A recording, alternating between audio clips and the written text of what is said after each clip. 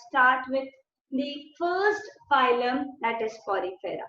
इस Porifera के पास जो level of organization है, सारे इसके जो organisms हैं, they show what kind of a level? They show a cell. Coelenterata के पास कैसा लेवल ऑफ ऑर्गेनाइजेशन होता है? टिश्यू. टीनोफोरा के पास कौन सा है? Tissue level of organization. Platyhelminthes के पास अगर हम देखें तो कौन सा है? Organ level of organization. So on an tabular form if I am talking of, तो लेवल ऑफ ऑर्गेनाइजेशन मेरा फर्स्ट क्राइटेरिया हो गया. Just to learn it very fast, ये हमारे लिए बहुत एक क्विक रिविजन हो जाएगी. Then moving to the next one, जो कि आती है हमारी सिमेट्री. अगर मैं बात करूं पॉरीफेरा की, तो पॉरीफेरा की बॉडी तो कोई फॉर्म है नहीं, तो it will be showing an asymmetrical kind of symmetry. लेकिन सिलेंट्रेटा की राउंड बॉडी है, ठीक है, एक प्रॉपर बॉडी है उसकी. तो वी हैव दो फॉर्म होते हैं इसकी, polyp form and the medusa form. तो यहाँ जो बॉडी की ऑर्गेनाइजेशन है, सिमेट्री है, that's an radial symmetry. The similar way goes for the Ctenophora. The similar way goes for this particular. अगर हम platyhelminths की बात करें तो हम उसको सिर्फ vertically कट कर सकते हैं. So then these they show the bilateral symmetry. अगला अगर फाइलम है, अगली हमारी जो क्राइटेरिया थी, जो basic criteria, then that was the presence of the layers. कितनी लेयर्स हैं उसके पास. अब ऑर्गेनिज्म जो है वो कुछ, जो मेरा पॉरीफेरा है इस तरीके से नजर आ रहा है. It is having just two layers, the outer layer and an inner layer. The same outer inner layer किसमें प्रेजेंट थी? सिलेंट्रेटा और टीनोफोरा में प्रेजेंट थी. So here in all these three cases I talk of that these three are diploblastic. और ये diploblastic क्यों है? क्योंकि इनके पास क्या प्रेजेंट होता है? सिर्फ they have the ectoderm and they have the endoderm. सिर्फ एक आउटर लेयर एक्टोडर्म प्रेजेंट है और एक इनर लेयर एंडोडर्म प्रेजेंट है. When I talk of this platyhelminthes, यहाँ पे जो बॉडी के सेल्स थे उनके अंदर एक छोटी छोटी लेयर शुरू होनी स्टार्ट हुई. कंप्लीट नहीं हुई, बट हाँ एक छोटी सी लेयर स्टार्ट हो गई. इसीलिए यहाँ पे जो एक और टर्म ऐड हो गई, वो थी एक्टोडर्म, इसके साथ में mesoglea, and finally ended up with the endoderm, जो इनर लेयर है. अब ये तीनों लेयर के बाद, तो since they have three layer, तो ये कैसा ऑर्गेनिज्म है? Triploblastic layer. Talking of the next criteria, अगर हम बात करेंगे लेयर्स के बाद कि ये सीलोम इनके पास प्रेजेंट है या नहीं है. So this organism they do not have coelom. Porifera के पास सीलोम प्रेजेंट ही नहीं होता, ना सिलेंट्रेटा के पास प्रेजेंट है, ना कि टीनोफोरा के पास प्रेजेंट है, and even platyhelminthes they don't have coelom. Coelom refers to the body within body cavity. वो इन चारों के पास नहीं है. नेक्स्ट क्राइटेरिया जो मेरा है, दैट कम्स कि अब इनके पास कुछ ना कुछ यूनिक फीचर तो होना चाहिए, तभी जाके ये ऑर्गेनिज्म क्या बने. You can say they are having a unique characteristic. और अगर इन यूनिक कैरेक्टरिस्टिक की बात करें तो इसके पास प्रेजेंट होता है water canal system. The water canal system if I talk of, ये क्या कर रहा है? ये कुछ ऐसा सिस्टम है जो वाटर की एंट्री करवाता है into a central cavity, and ये सेंट्रल कैविटी से ही सारी चीजें क्या हो रही हैं? बाहर जा रही है. When I am talking of these characteristics for the water canal system, ये इसकी डाइजेशन में भी हेल्प कर रहा है. यहाँ से सारे रिप्रोडक्टिव ऑर्गन्स, मतलब जो कि गैमेट्स हैं, उनको भी ये एंट्री करवा रहा है. देन एक्सक्रीशन में भी हेल्प कर रहा है, removal of the excretory waste, and finally the removal of the, you can say, the respiratory product. Carbon dioxide, ammonia, they are also expelled out through this water canal system, and this is the characteristic of porifera. जब हम Coelenterata की बात करते हैं तो Coelenterata के अंदर जो यूनिक कैरेक्टरिस्टिक है उसकी, वो है उसके पास प्रेजेंट होता है पॉलिप फॉर्म है, एक मेड्यूसा फॉर्म है. तो ये पॉलिप और मेड्यूसा आपस में इंटरचेंज करते रहते हैं, यानी कि एक तो इसके पास यूनिक कैरेक्टरिस्टिक है प्रेजेंस ऑफ मेटाजेनेसिस, मेटाजेनेसिस इसकी कैरेक्टरिस्टिक हो गई। सेकेंड यूनिक कैरेक्टरिस्टिक होती है इसके पास प्रेजेंट होते हैं नीडोब्लास्ट सेल्स, और ये नीडोब्लास्ट सेल्स का काम क्या होता है, ये नीडोब्लास्ट सेल्स हेल्प करते हैं ऑफेंस और डिफेंस के लिए। And then we have the next important चीज जो इनके पास आती है वो है corals.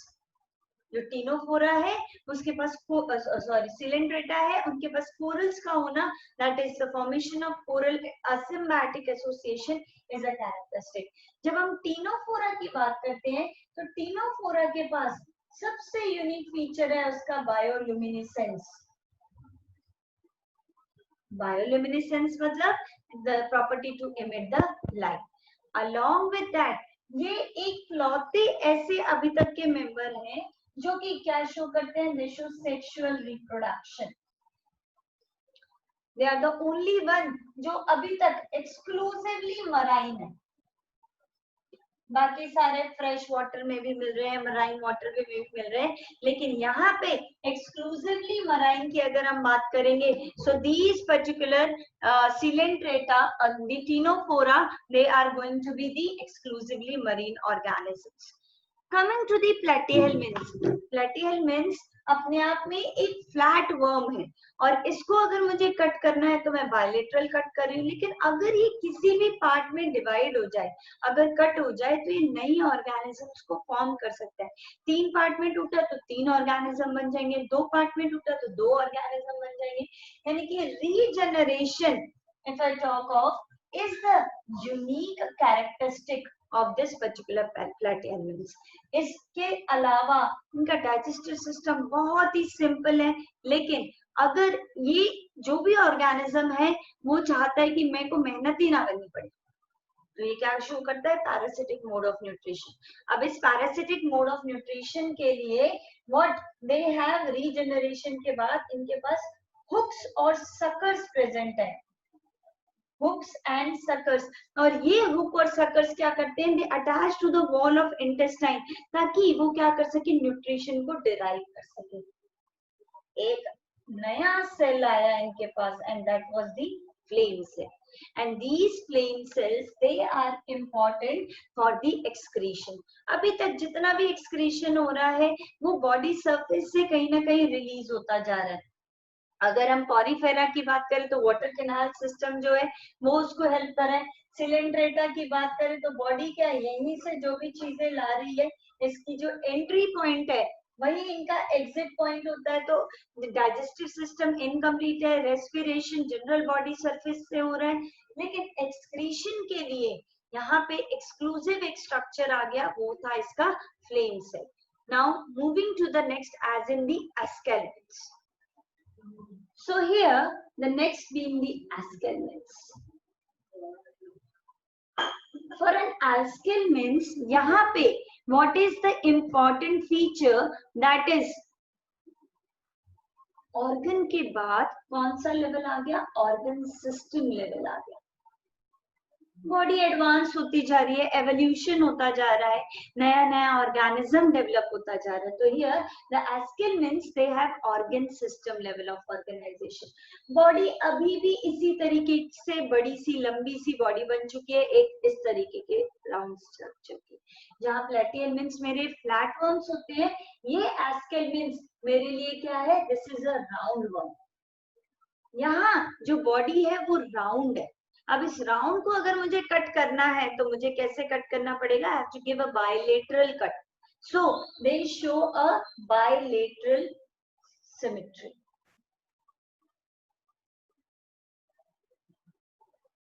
they show a bilateral symmetry, जो कटिंग होगी इसकी बायलेटरल होगी।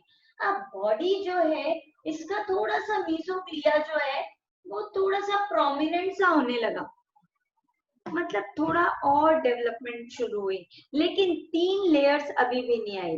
If I talk of this coelomate वाला structure, you can imagine a Trimax pen, या जैसे मैंने आपको एक्सप्लेन करा हुआ है कि अगर मैं ये देखूं, ये मेरी एक बॉडी है, this is the outer one, ectoderm. फिर अगर मैं सेकंड की बात करूं तो दिस इज माय मीजोडर्म। और इसके अंदर if you see there is a small pin, और ये स्मॉल पिन जो है इसी तरीके की जो थर्ड ट्यूब है मेरी, that third tube is basically the endoderm. तो अगर मेरी तीनों ट्यूब्स, यानी कि इन इस ब्लू कलर वाले में आपको ज्यादा विजिबल होगा, so now this is the endoderm. अगर ये बहुत कॉन्टिन्यूअस लंबा स्ट्रक्चर होता, so this is an ectoderm, this is the mesoderm, and then moving the third pipe, अगर इसके अंदर और ज्यादा पतला होता तो it could have gone like this। तो ये जो तीनों लेयर्स हैं ये अभी प्रॉपरली, जो बीच वाली लेयर है वो प्रॉपरली बनी नहीं है, एंड दैट इज व्हाई हम इनके लिए जो वर्ड यूज करते हैं we call it as an pseudocoelom. क्या कहलाता है ये मेरा? स्यूडोसीलोम। तो organ system level of organization है, बॉडी राउंड है, बायलेटरल सिमेट्री शो कर रही है, स्यूडोसिलोमिक है। ठीक है, स्यूडोसिलोमिक है, ट्रिप्लोब्लास्टिक है। तो ये स्यूडोसिलोम जो है यहाँ पे हमारा आ जाएगा, 3 लेयर बनी है तो स्यूडोसिलोमिक आ गया। अब we'll discuss about the unique feature। क्यों ये है, तो नए नए फीचर आ गए, ऑर्गन से ऑर्गन सिस्टम बना, यहाँ पे ट्रिप्लोब्लास्टिक आ गया। तो अब इनमें ऐसी क्या नई चीज आई जो और दूसरे ऑर्गेनिजम्स के अंदर नहीं थी? The presence of, if I talk of respiratory system, digestive system, ये मेरे यूनिक फीचर्स होते हैं। तो इनका जो डाइजेस्टिव सिस्टम है, अभी तक जहां तक हमने देखा उन सबके अंदर डाइजेस्टिव सिस्टम इनकम्प्लीट था। माउथ, जिस माउथ से खाना आ रहा था उसी से एग्जिट हो रहा था जो वेस्ट मटेरियल था, यानी कि इजेशन वाले प्रोडक्ट थे। लेकिन here the mouth and anus, mouth और एनस जो होते हैं वो एस्केलमेंट्स में क्या हो गए? सेपरेट आउट हो गए, अलग अलग हो गए। माउथ जहां से फूड एंटर हो रहा है एग्जिट नहीं हो रहा, तो ये किसका डाइजेस्टिव सिस्टम, देखो थोड़ा सा अच्छा हो गया ये। तो ये इसका डाइजेस्टिव सिस्टम क्या हो गया? यूनिक। दूसरा बात करते हैं रेस्पिरेशन की। तो रेस्पिरेटरी सिस्टम अभी भी थोड़ा सा बेसिक ही चल रहा है। तो रेस्पिरेटरी सिस्टम की अगर मैं बात करूं तो for this respiratory system here general body surface से ही चल रहा है।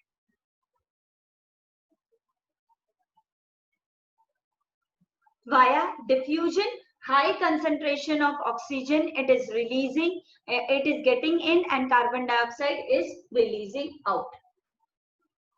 डाइजेशन, रेस्पिरेशन, सर्कुलेशन, अभी बेसिक सर्कुलेशन स्टार्ट नहीं हुआ है, ब्लड जैसी कोई चीज है नहीं, तो हम सर्कुलेशन जो है वो नॉर्मल क्या कहेंगे? साइक्लोसिस हो रहा है। सेल के अंदर, जो बॉडी के अंदर ऑर्गन्स है उन्हीं के अंदर हमारा ऑक्सीजन जो है वो क्या कर रहा है? मूव कर रहा है। तो for a circulatory system if I talk of, अभी तक no well developed, it is not well developed as such। then जो मेरा नेक्स्ट सिस्टम में डील करती हूँ that is an excretory system. Excretory system, जब प्लेटियल मीन्स एडवांस हो गया, एक नया सेल लेके आ गया फ्लेम सेल, तो एस्केलमेंट्स क्यों पीछे रहेगा? उसने भी एक नया सेल बना दिया, एक नया जो सेल जो कि हेल्प करेगा नाइट्रोजनस वेस्ट को रिमूव करने के लिए। And the cell that is present in case of this aschelminthes is renette cell बोलते हैं, या फिर उसको H टाइप ऑफ सेल कहते हैं, या फिर हम इसका नाम देते हैं प्रोटोनेफ्रीडिया।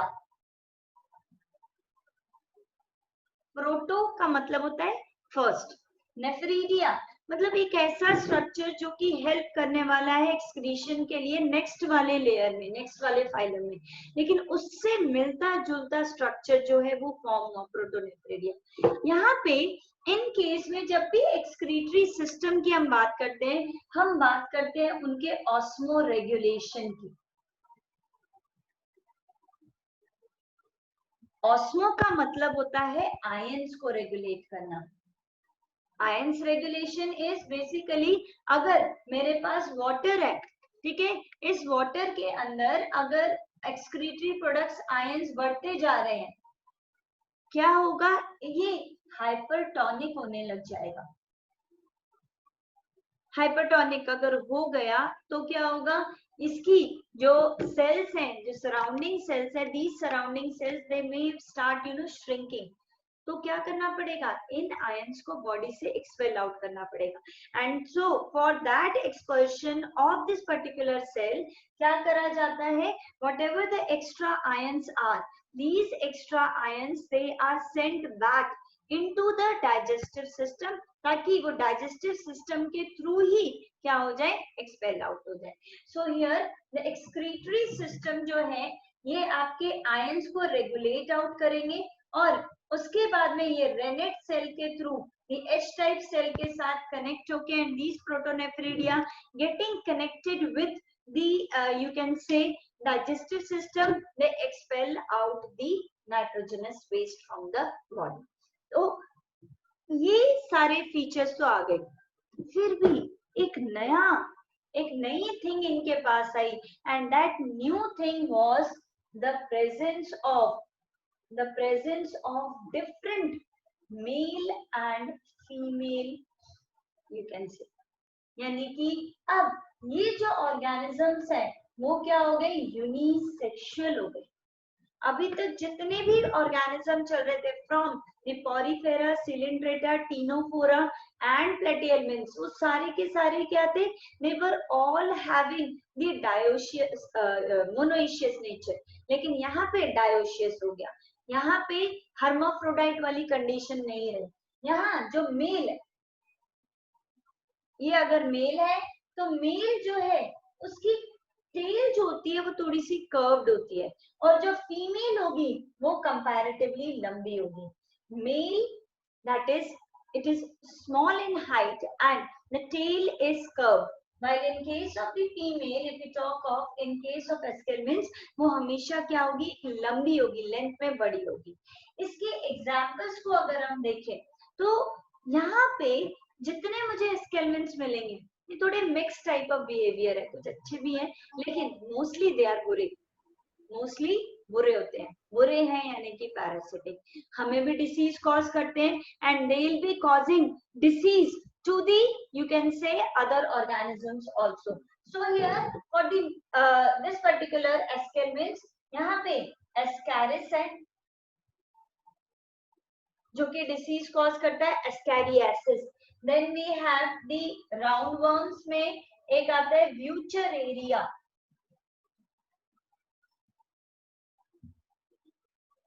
व्यूचरेरिया अपने आप में एक इम्पॉर्टेंट इसलिए है क्योंकि एक डिसीज कॉज करता है एलिफेंटियासिस, इसको हम फिलेरियल वर्म भी कहते हैं।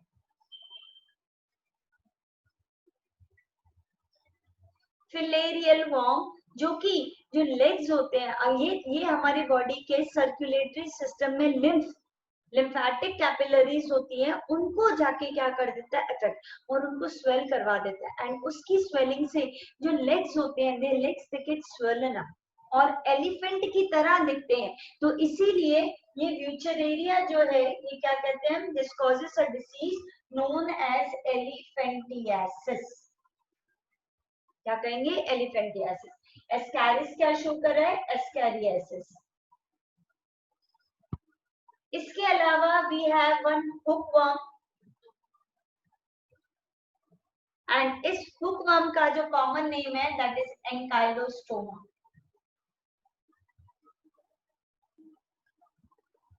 सो ancylostoma, wuchereria and Ascaris.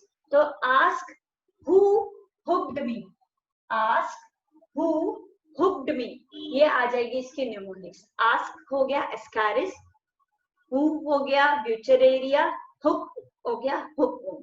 So these are all the unique features of the phylum Escalipes।